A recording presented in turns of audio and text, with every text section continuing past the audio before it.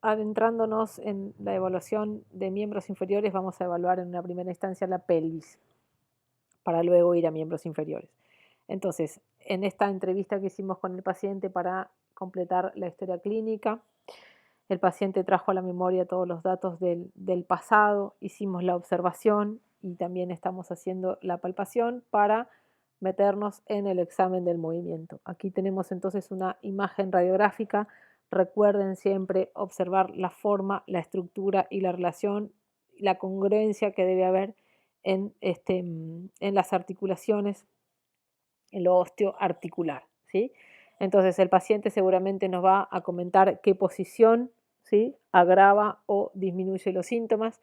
Tenemos que saber la edad del paciente, ¿sí? Epidemiológicamente hay patologías que son más prevalentes en una edad que en otra, y todas las preguntas que podemos hacer al paciente respecto de sus cuestiones concernientes a la patología que presente.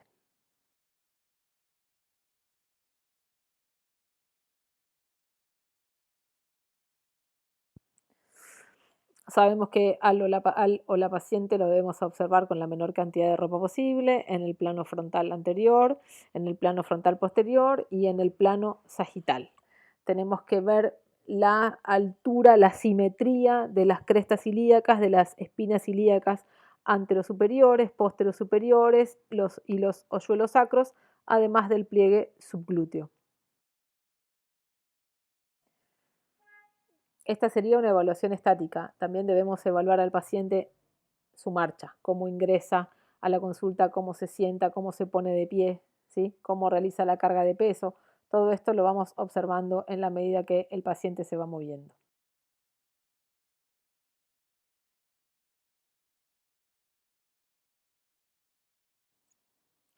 Aquí entonces observamos los hoyuelos sacros, ¿sí?, la espina ilíaca antero superior y las espinas ilíacas postero superior también debemos observar.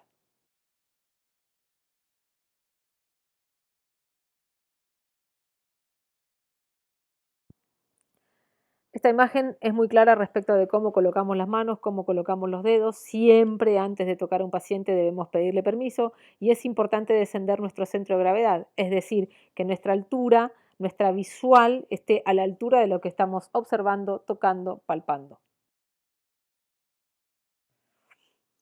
Si no me flexiono, si no me agacho desde mi propia altura, nunca puedo ni observar ni sentir qué es lo que está pasando a la altura de la pelvis del paciente.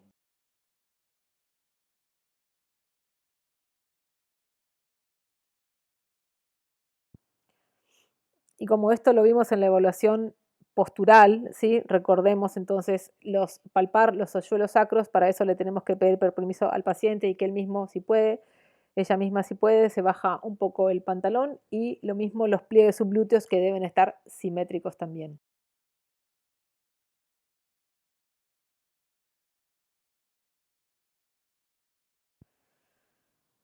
En esta mirada global que hacemos del paciente, seguramente el paciente concurre al tratamiento con algún diagnóstico en la zona lumbar, en la columna lumbar o en la cadera, pero para ello antes tenemos que mirar la pelvis. Debemos tener bien claros los conceptos de qué es lo que pasa en pelvis, cómo funciona la musculatura, cómo es la artrocinemática, para luego poder evaluar columna lumbar y cadera.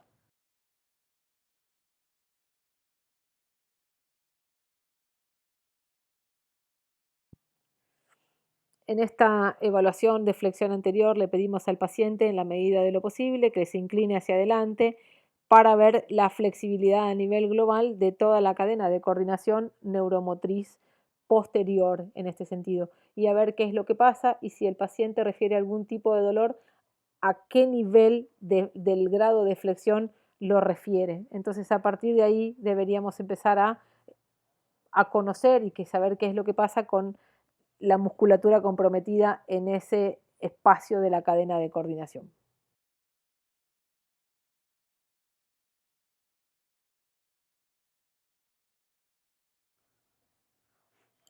Aquí tenemos una imagen de la pelvis y de la articulación de la cadera. Y siempre que observamos un paciente, que el paciente nos hace un relato, debemos tener esta representación en nuestra cabeza respecto de la estructura, la forma y la relación, la congruencia que presentan en este caso tanto los huesos como las articulaciones. Entonces aquí tenemos una imagen de la pelvis y cadera normal.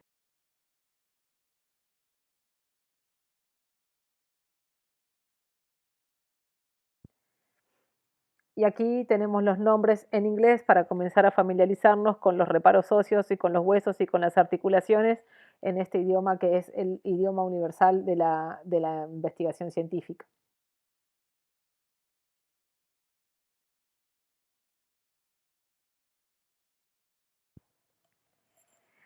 Entonces, el paciente ingresa a la consulta y observamos cómo camina, cómo se mueve, cómo se desplaza, cómo se sienta, cómo se pone de pie.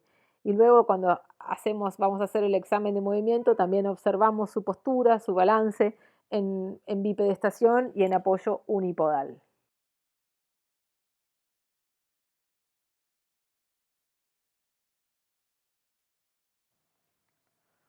Observamos también los cambios tróficos, si hay cicatrices, si hay edemas, si hay deformaciones articulares u óseas, que esto es fundamental de cara a realizar el examen del movimiento.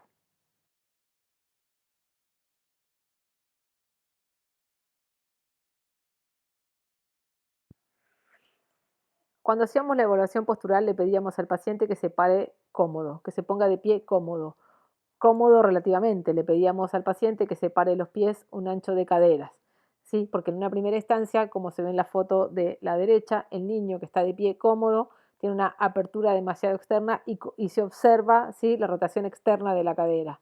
Lo mismo en la foto de la izquierda con esta mujer donde se observa el aumento de la lordosis, ¿sí?, de la cadera.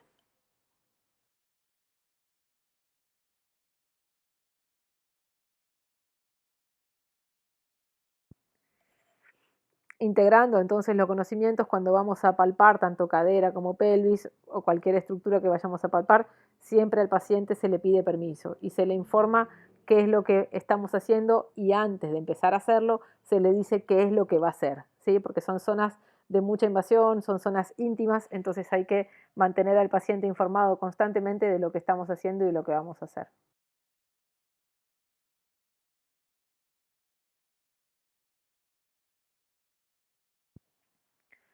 Sabemos que el primer principio deontológico es no hacer daño. Entonces, no sabemos qué es lo que vamos a hacer, pero no vamos a hacerle jamás daño a un paciente. Por lo tanto, mantenerlo informado ya que el paciente está con la menor cantidad de ropa posible y entrando a palpar zonas íntimas, necesitamos todo el tiempo comentarle qué es lo que estamos haciendo.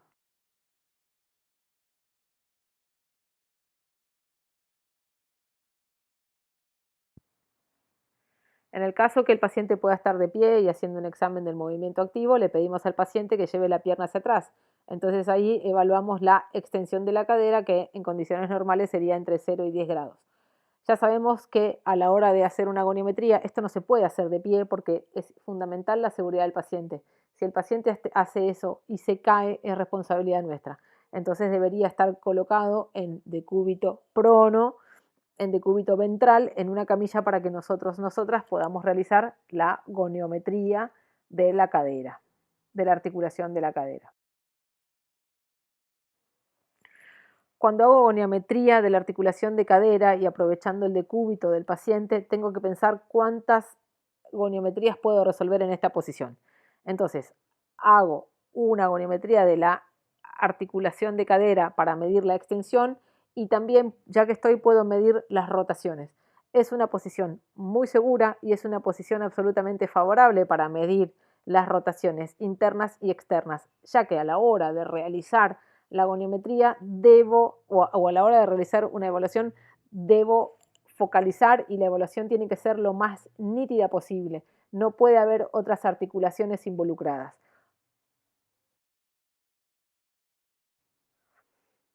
Cuando voy a medir la rotación de cadera, eso es prácticamente imposible, porque las rotaciones tienen dos ejes de movimientos combinados. Entonces, con el paciente en decúbito ventral realizando la flexión de rodilla, proyecto el goniómetro y solamente involucro la flexión de rodilla y no la flexión de cadera. Entonces, es una posición destacada y favorable para realizar la evaluación de la rotación de la cadera, tanto interna como externa.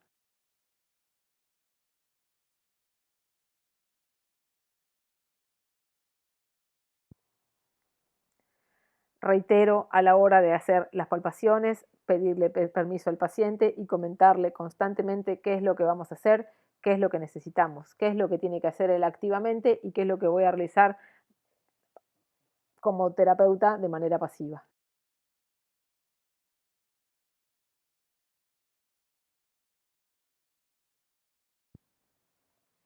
Entonces, aquí tenemos los grados de excursión articular que realizan las, que se puede realizar cuando hago la medición de la articulación de la cadera. Entonces, si el paciente está en decúbito dorsal, tengo que poder realizar la cantidad de goniometrías que me lo permita el decúbito. Puedo realizar la flexión de cadera, puedo realizar la abducción de cadera, puedo realizar la aducción de cadera y puedo realizar la rotación interna y externa de cadera, con la particularidad que para realizar la goniometría de las rotaciones de cadera, tanto interna como externa, tiene que haber una flexión de rodilla a 90 grados y una flexión de cadera sobre tronco de 90 grados.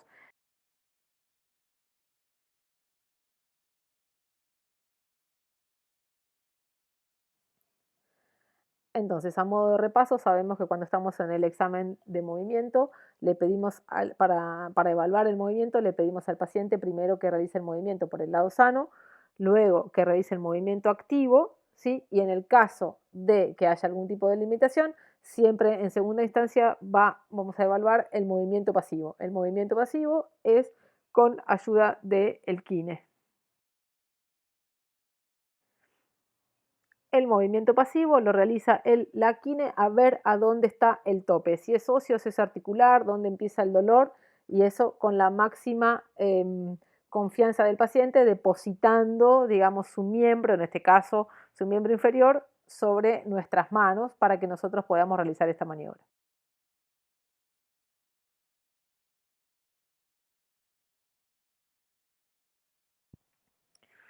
Hicimos la historia clínica, observamos al paciente, luego de la palpación viene el movimiento activo. En este caso hay una evaluación de la flexión de cadera, pero el paciente queda en apoyo unipodal.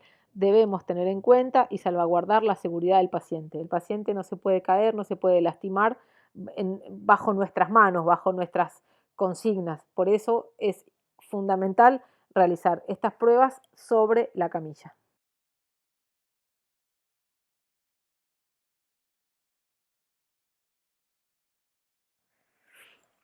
Recordando entonces los conceptos de goniometría, sabemos que el vástago fijo va a quedar paralelo al segmento fijo, el vástago móvil va a acompañar al segmento móvil y el centro del goniómetro va a ir paralelo al eje de movimiento articular.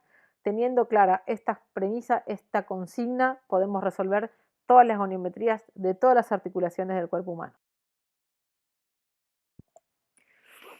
Y de cara a hacer la evaluación de fuerza muscular, debemos pensar cómo los grupos musculares, vamos a pensar en este caso los flexores de cadera, si vencen la fuerza de gravedad, hasta qué grados del recorrido articular excursionan contra la fuerza de gravedad, cuando la fuerza de gravedad es nula o cuando va a favor de la fuerza de gravedad. Recordando que siempre comenzamos por el grado 3, donde el paciente debe realizar el movimiento articular completo y vencer a la fuerza de gravedad.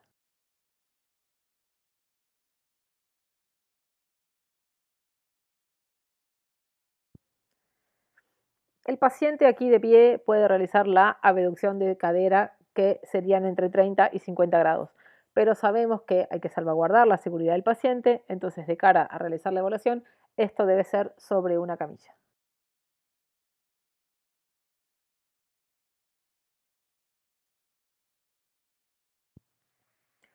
Aquí el paciente está realizando aducción de cadera, ¿sí? Pero, pero hay una trampa, porque lo está realizando con flexión de cadera, porque está de pie, entonces no puede cruzar la línea media. Cuando el paciente está en una camilla, hay que separar la pierna que no voy a evaluar para que el paciente pueda hacer aducción cruzando la línea media sin flexión de cadera.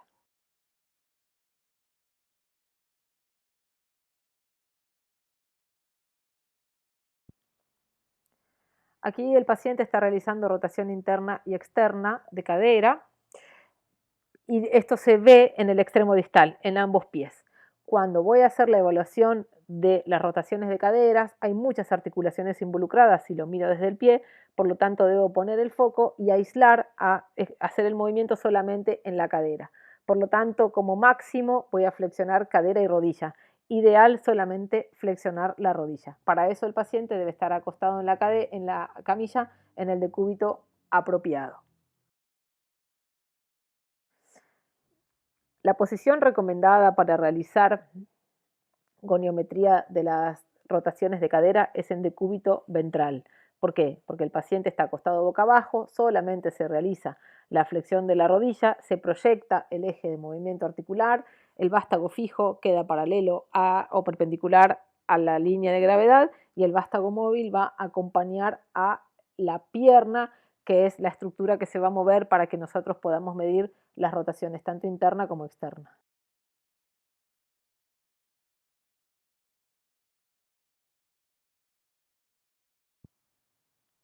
Aquí entonces podemos observar las dos imágenes, con flexión de cadera y con flexión de rodilla y exclusivamente con flexión de rodilla. La que sugerimos nosotras, es en decúbito ventral exclusivamente con flexión de rodilla. ¿Por qué esta sugerencia? Porque el paciente está en una posición segura y solamente se flexiona una articulación, en este caso la articulación de rodilla, y ahí se hace la medición de la rotación interna y la rotación externa.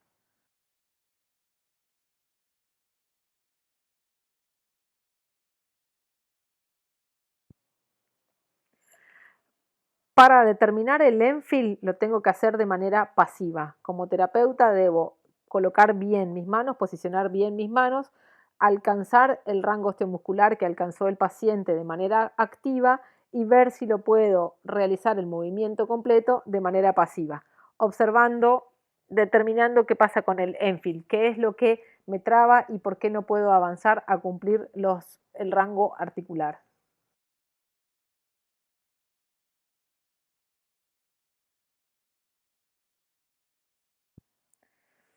Aquí seguramente se harán una pregunta clave. Entonces, ¿no puedo realizar la evaluación goniométrica de la articulación de las rotaciones de cadera en posición sedente? Sí, pero tengo que salvaguardar la posición del paciente. Por eso la recomendada es en decúbito ventral. Si el paciente entró caminando por sus propios medios, claramente lo puedo hacer en posición sedente. Pero si el paciente está en una silla de ruedas o está acostado, necesito hacerlo en la posición más segura para el paciente.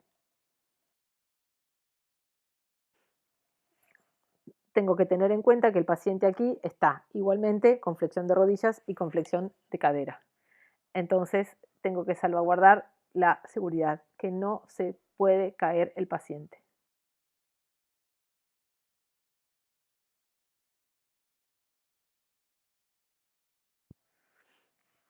De cara a hacer la goniometría de la abducción y de la aducción de cadera, tengo que tener esta representación. El paciente tiene que estar con la menor cantidad de ropa posible y tengo que saber dónde voy a colocar el goniómetro.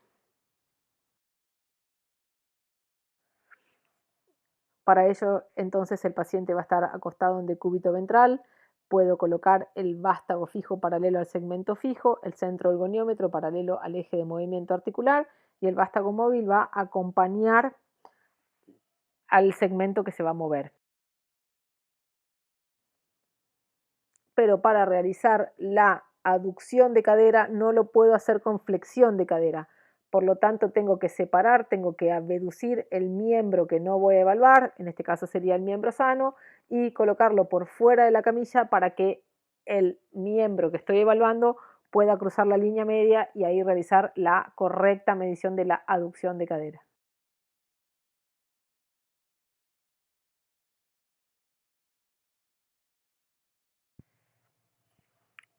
Entonces, para hacer la goniometría siempre es pasiva. ¿Esto qué quiere decir? Que tengo que manejar correctamente mis manos y además manejar el goniómetro. En este caso voy a medir la flexión de la cadera, que es entre 0 y entre 140, 150 grados a veces. entonces entre 130 y 150 grados, entonces tengo que colocar el vástago fijo paralelo al segmento fijo, el centro del goniómetro paralelo al eje de movimiento articular y el vástago móvil va a seguir al muslo, que en este caso es el segmento que se va a mover. El paciente con la menor cantidad de ropa posible, relajado en la medida de lo posible y antes le aviso qué es lo que va a pasar, qué es lo que voy a hacer, seguramente ya hice una movilización y entonces ya está seguro y confiado con nuestra intervención.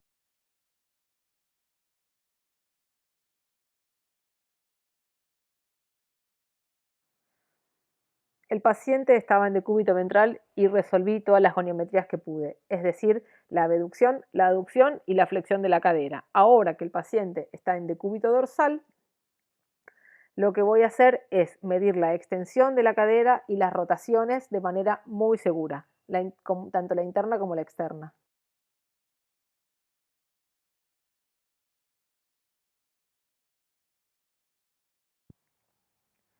Claramente y sin necesidad de colocar las manos, tengo que evitar que el paciente haga algún tipo de compensación cuando hago la abducción o la aducción. Algún tipo de compensación puede ser que gire o que rote, que quiera hacer como un rolado para compensar y aumentar el rango de movimiento. Mientras esté observando al paciente y no le saque los ojos de encima, ya estoy controlando que no haga ningún tipo de compensación. No hace falta fijar ninguna articulación.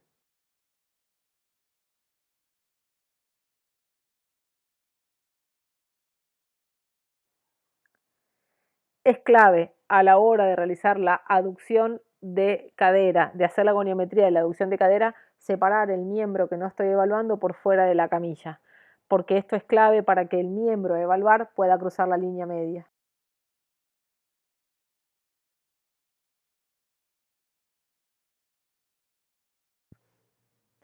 Recordemos siempre qué es lo que estoy viendo cuando estoy observando. Mi representación debe ser esta imagen, ¿no? Tener la forma, la estructura y la relación de la pelvis y de la cadera.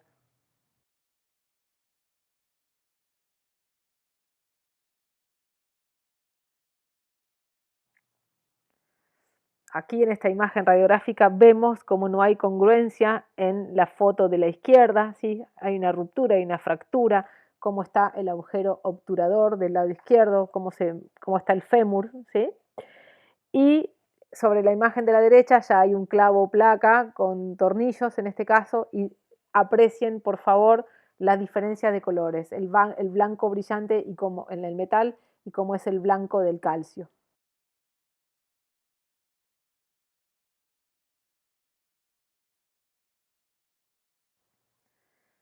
Estos son dos tipos de prótesis diferentes en la articulación de la cadera y es para que observen cómo se ve la imagen cuando hay clavo, placa, endoprótesis, el blanco es diferente del calcio al metal.